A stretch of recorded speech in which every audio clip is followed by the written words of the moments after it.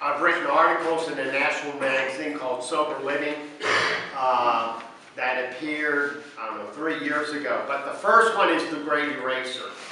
And this, I heard something in an AA meeting, 10 years ago. By the way, I've been sober and clean since June 6th of 2007. So this June, David will be celebrating, who's filming this, 9 years, and I'll be celebrating 12 years. I came here only with 2 years sobriety, which seems like a long time for you guys, but really it isn't that long. Even 12 years isn't that long. And the incredible thing is when I first got sober and clean, I didn't think I could imagine myself for the rest of my life being sober and clean. And after a couple, 2, 3 years, I did a reverse thing. I couldn't imagine myself getting high or drunk anymore. And it was just an incredible change. And it happened slowly. So what we're going to talk about, the first topic is the Great Eraser. And I heard this in an AA meeting about 10, 12 years ago about somebody calling it eraser, but they really didn't expand on it. And I thought, you know what, that's what addiction is. Addiction erases a lot of things in our lives. And the first thing it erases is our job, right? Because the thing is we don't, if we're high or drunk, we're either not going to show up or what's going to happen? The employers are going to go, look, you're high and drunk, I don't want you here, you're unreliable. So once the job is gone, then the house is gone, the apartment is gone, the car is gone, anything financial, you know, your stereo, whatever your prized possessions are, blah, blah, blah, right? So those all get erased, right? So they're gone.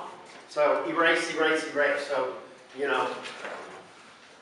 And then once that happens, and I see this not immediately with the young guys. My young guys, you know, everything's relative. You know, a guy in his 20s thinks a young guy is, you know, in his teenager. Guys like me that are in their 50s or 60s think somebody's young in their 20s, right? So when I say young, I think about guys that are 20 years old. And you'll see relationships with your parents, with your children, with your brothers, sisters,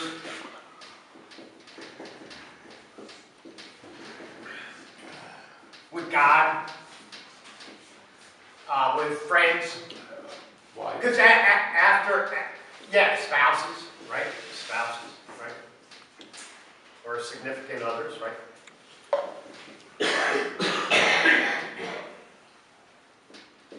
So what happens is if these people are what I call normies, and by normies we talk about people that don't have issues with drinking or drugging, right? If they don't have any issues with drinking or drugging, they're going to say enough. And this is what happened to me. It was probably the main reason why I got sober back in 2007 was I was dating this gal for 7 years. She came from a family of alcoholics, so she was conditioned to see my behavior, right? And she loved me when I was sober, which was rare, but you know, I had those spots of sobriety. But she saw me drunk, and she'd get so mad at me. And finally, she said, enough. After 6, 7 years, she said, enough.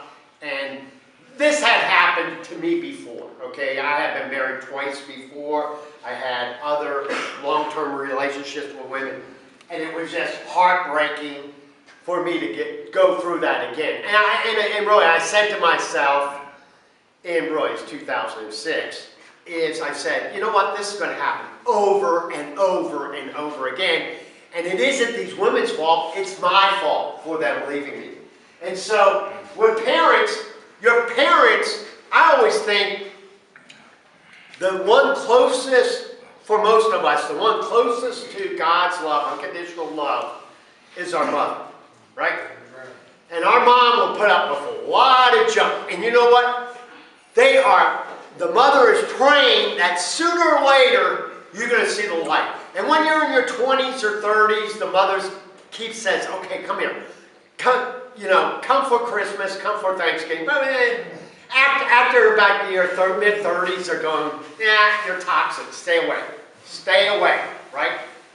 So, the whole family relationship is erased. I mean, so brothers, sisters, parents, you know, and here's another thing. I talk to a lot of parents, and they call me up, and they say, hey, do you know where Roland is, or Carl, or John? And I'll say, you know what? They're in jail. And you know what they say? They'll say, good, he's safe. How screwed up is that? Right? How screwed up is that a mother says it's safe for you to be in jail? Because she knows what goes out on the street. She knows the trouble we can get into. Right? So that erases the relationship. Okay. I try to do the medical side as best as I can. I'm fighting allergies. As we know, we're in the spring of 2019. So when this thing, 5 years from now, people will go, when was this made? Well, it's the spring of 2019. So, to me, the most detrimental drugs out there that kills your inside is meth. How many people that ingest meth for a long time have all their teeth remaining? Do you guys have your... Right? Well, if you inject it, you're not bad. But if you take it right through the mouth, what's the first thing that goes? Your teeth. What's that? Because it's like putting acid in your mouth, right? The other one that's really bad for health-wise is K2. Right? And K2, we have a chemist here, a guy, Alan, who's battling cancer. He helps us with the programming here, Alan Smith. He's going, Brent, do you know what they put in these K2? They put all these different chemicals that nobody's ever tested and slap them together so that you can get a high. And it's just tearing the inside of your body. And so these tear the inside of your body. But then there's other ones, heroin, alcohol, crack. The list goes on and on and on and on. That will screw you up. And I used to do this in town hall, is I would say, for you older guys, by guys saying older, I mean in your late 40s, 50s, and 60s, this is a young man's sport. Drug addiction and alcohol is a young man's sport. So you need to get your cardio up. Because what happens is, your heart will be going with crack and meth, and even alcohol, right? You come off alcohol, your heart just goes bum, bum, bum, bum, bum, bum. And you know how many guys, there's a bunch of guys out there, older guys, what did they die of? Heart attack. Right? So, if you're serious about continuing drinking and driving, run with me in the morning, all right? And we'll get that cardio going. And then you can go out and start drinking and boozing and drugging and all that kind of other stuff. But if you aren't, you're probably going to end up in the wall. And you all know what the wall is, right? The wall is, we have, I don't know, about 30 guys, and there's a couple guys I notice are missing up there, that we keep, that have died in their addiction. And there are stories that you can read later. In fact, at the town hall in a week from this Wednesday, I'll be adding another guy who died of opiates up there, older guy.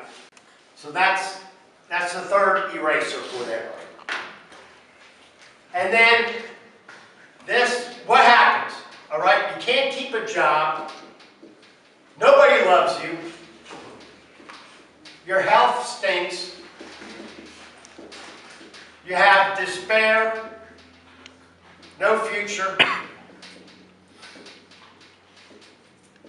no hope. So it's like, why am I living? Why am I living? I'm a loser. I asked this in a town hall. I won't ask it this meeting is I asked guys, how many of you tried to commit suicide? And at that time, it was like almost 50 guys, right? Freddie's raising his hands. Thank you, Freddie. But you're probably not the only one. But out of 50 guys in there, we had almost 27, we had 27 guys. So over half the guys that tried to commit suicide, thank God they weren't successful. Because they didn't see the light at the end of the tunnel, right? They didn't see any future. They didn't see any way of getting out of their hellhole. They didn't see any way of living. And see, you come birthday night, and what do we give? What do you see? You see guys that are successful. You see people like David, who has 9 years, who's back with his family, both his 2 sons. You see the benefits of being sober and clean. So that's the great eraser. The reverse is as we are clean and sober, we have the great adder. So as we become sober, the jobs come back, right? And then we'll get the car. And we're seeing that with Jonathan, right? How long have you been sober, Jonathan, now? 16 months. 16 months, and you're seeing the benefits of being sober and clean, right? Yes. Right? In fact, he'll be moving out tonight. So, he's seeing the benefits of that. Family came back to you, right? Right? So your family comes back to you. He's strong as an ox, right? How's your future now, Jonathan? Looks 3 times better. At least 3 times better, right?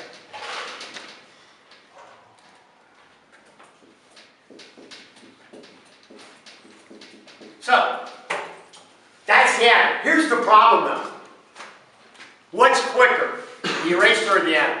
Eraser. Hey, clearly, right? Eraser. I'll give you an example. We had a guy who lived in Rockwell, lived on Lake Ray Hubbard, had his own business, had a Corvette, had it's an F-350 trucks, which is real high-end Ford trucks, right? He had that, had several of those. He had his own business, had a beautiful house, beautiful wife, and he was a crack addict. And he made the mistake of saying, "Well, I didn't have any problem with alcohol, right?" And so what happened? He started drinking, and then what happened? The drink got him into the back into crack cocaine. On my story, and that happens the majority of time. Rarely do you see somebody switching addictions, and that's what happened in my case.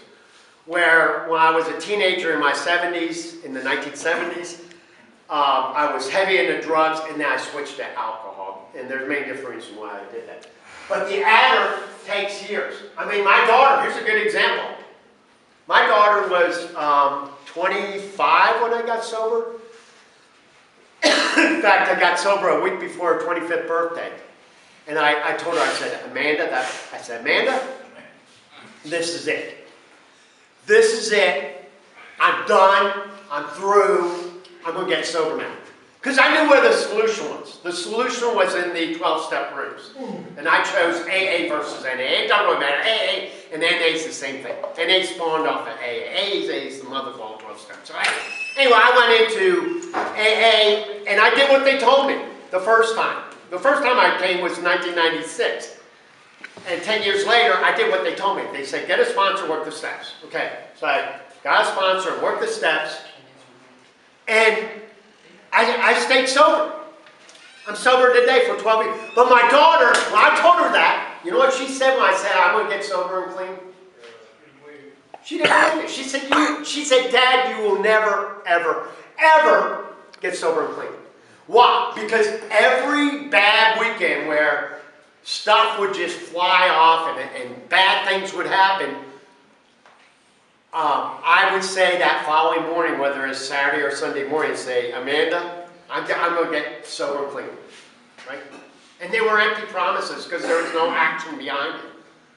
And so she had 25 years of history because I drank and drugged for 32 years. She had 25 years of history hearing this nonsense, and so she didn't believe it. She waited till I was 5 years. 5 years sober and clean before really I started integrating into her life. Just a couple, well, on Valentine's Day, which is, 2-3 weeks ago, she had a baby boy, my size, her grandfather for the first time. So, you know, that's a blessing. I was grateful there. But what would happen if I was still drinking and drugging? She would be a part of my life. She would have nothing to do with me. And do I blame her? No. No. So, that's the great eraser with the great adder. The adder takes years. The eraser can take weeks, right? I mean, in fact, sometimes days, right? I mean, you can erase a lot of stuff in days. So that's the great eraser. Okay, so now what we're going to go to is the second article, crux of the addiction. The crux of addiction is there's the physical,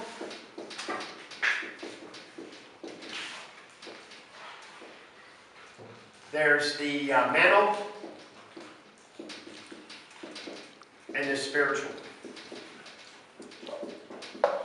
So the physical side says, once I start drinking or drugging, I can't stop. All right? That's the physical craving, the phenomenon of craving. It says, once I start drinking, how many times have you guys been to a party where there's like free booze, free drugs, and after a couple rounds you go, you know what? I'm good. Was that you guys?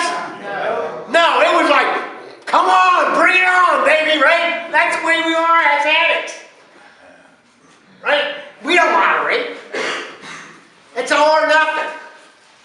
And so that's the physical side of our disease. Is once we start, we can't stop. And a guy that used to be here, Harold Reynolds, used to say, not every time I drank and drugged did something bad happen. But every time something really bad happened, I was drinking and drugging. And go back in your career, think of all the stuff you got into trouble for. Were you drunk? Were you high? Were you using? For me, the answer is yes, yes, yes, yes, yes, yes. Right? So that's the physical side. It says, once we start, we can't stop. Now we stop because we run out of money, but even that doesn't stop us. Then we start hustling, right? We start hustling and trying to connive people to do it. But if we go to jail, that stops it, right?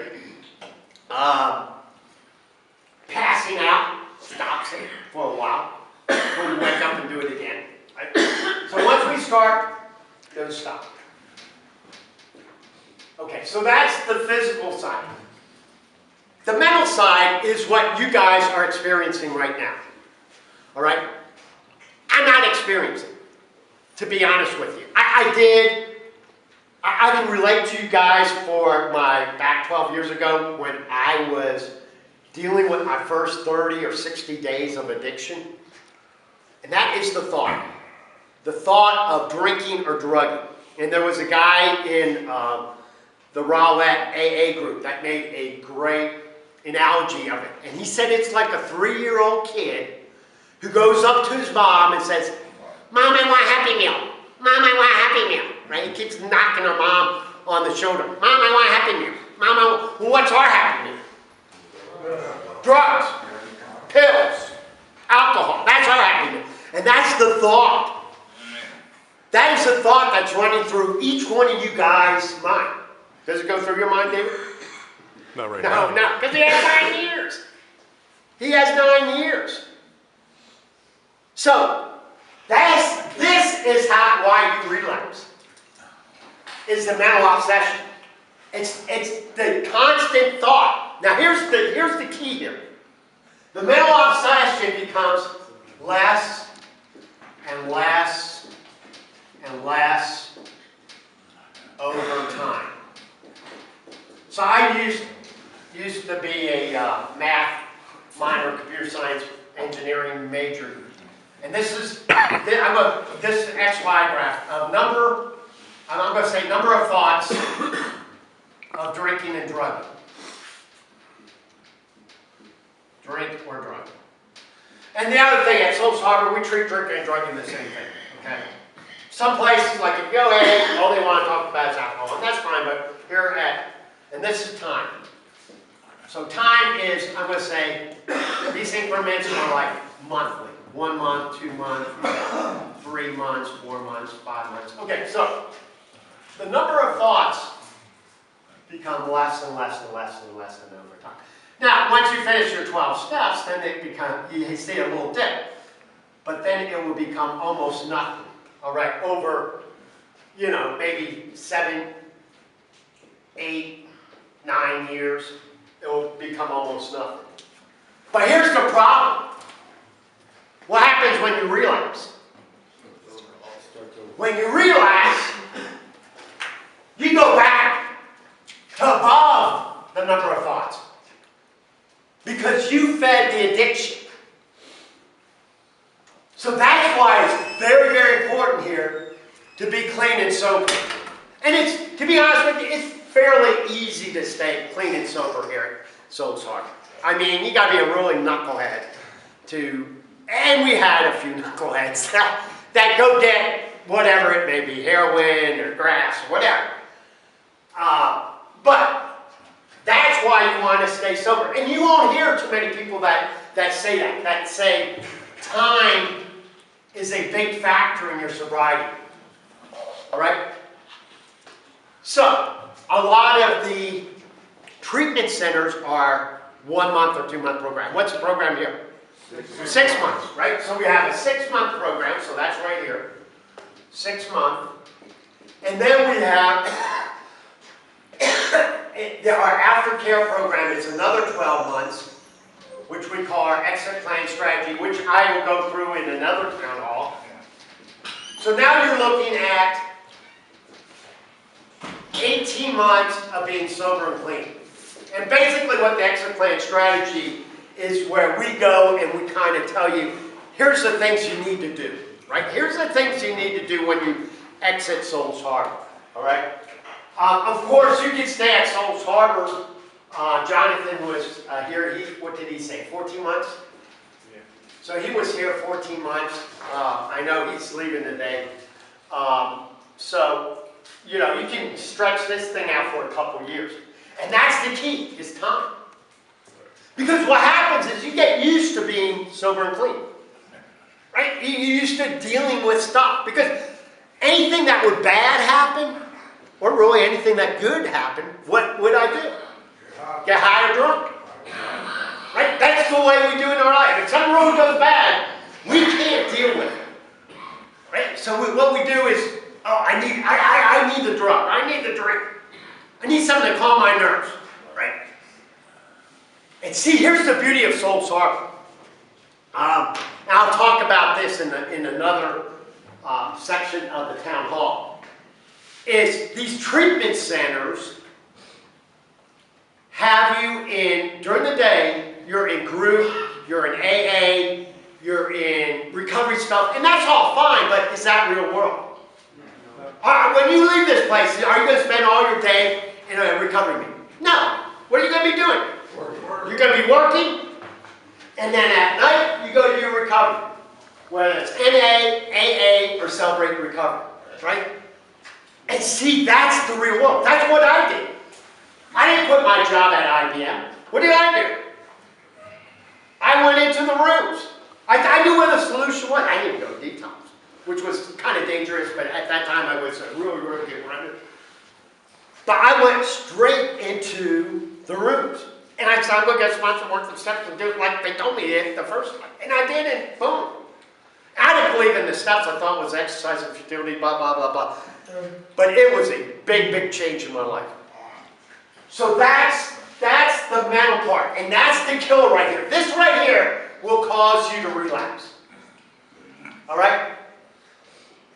Also, just because David has 9 years, I have 12 years, this is a disease of forgetfulness.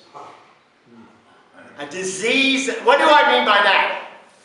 It means I to be aware that this disease at any time could call me. And if I'm not going to meetings, if I'm not calling my sponsors, if I'm not giving back, if I'm not sharing meetings, I am very susceptible to relapse. So that's why I go to 2 to 3 meetings a week, even though I have 12 years. I mean, a lot of these guys, again, I know the 1,200 guys, when they left Souls Harbor, it's like, I don't have to go to a meeting anymore. I'm done. Right? And guess where they are? Jail. Some graduate from jail to prison. Okay? And then some of them are on the wall. So that spiritual part. Spiritual part, any addiction. Okay, whether it's food, gambling, sex, shopping for women. I don't know too many guys that have shopping addictions. But what you're achieving with these addictions, drugs, alcohol, of course, pills, is you're taking something from the outside and sticking it in on the inside. All right, to make you feel good. And that's why we do drugs. We do drugs because we want to feel better. We don't like the way it feels right now, so we're going to change that. And the way we change it is by popping a pill, doing drugs, or drinking. Right? And it's almost immediate. But see, what we're taught is, for the spiritual side, it's an inside-out deal. And what does that mean? That's pretty heavy. It means we have to give of ourselves. Because the deal is, as an alcoholic and many years ago as a drug addict, I was a very self-centered person. And it was all about my addiction. It's all about me. I'll never forget, it's a Friday night. I had work. And both my son and my daughter were living at me at that time. They're both teenagers. And my daughter had her boyfriend over, and she said, Dad, why don't you stay home and play like a board game, like Monopoly or Risk or something like that? And it's Friday night. What do you think I did? Hell no, I went to a bar. Right? I said, no. I remember my daughter chased me out. Come on, Dad, play with... No. Because my drinking and drugging was more important than my family. And that's what we do in our addiction. All right? We take our addiction and we don't even think about our family. Well, we may have a slight, but the reality is that's what we're in. We're in our addiction. And so the spiritual says we got to give of ourselves. And so how do we give of ourselves? Service. Service work. Okay? And I remember when I first came into AA, they had me come in a half an hour early and make coffee for all the AA members. Right? And I did that for months. Right? And I had to straighten the chairs and all that kind of stuff. It was something simple like that. And then once I got a year, they allowed me to chair meetings. Right? And so now I sponsor people. Right? And when I sponsor somebody, I get more out of it than my sponsee. Because I see things that I did 15 years ago or 20 years ago that he's doing the same thing, right, in his addiction. And in fact, I'll relate a story. We're going through step 9, and he's going through his amends, and he said, Brent, I left something major off. And I said, okay. Let's meet one-on-one. Let's not do it over the phone, because it sounded very serious. So we met, and he told me what it was, and I go, you know what? That's the same thing that happened to me. And I hid that from my sponsor until finally he asked me the golden question, is there anything else? And when he asked me that, I was ashamed, I was guilty, had all these bad feelings, but I remember it vividly. And he had the same experience, my sponsee. And it was just like, wow. And he said, no, you didn't. You just say that. I go, no, no, no. I gave him the exact scenario. What the hell happened? And see, that's why we do these steps. Because we're making amends to people. But if we rush through these steps and make amends, that's empty promises. My sponsee, you know, I love him. He was a constant relapser. So I spent 7 months on step 1. 7 months, because I said, you know what? Obviously, he never figured out step 1. And today, he's been December of 2018, or December of 2017, so that is a year and 3 months. So he's been sober and clean for 15 months. And we're on step 1. By the way, we're only on step 12 now, even though he's 15 months. I picked him up within a couple of weeks after he was sober, or sorry, got sober. But that's my philosophy, is you rush through these steps, you really don't get the benefits of the steps. And you're going to hide stuff. That's human nature.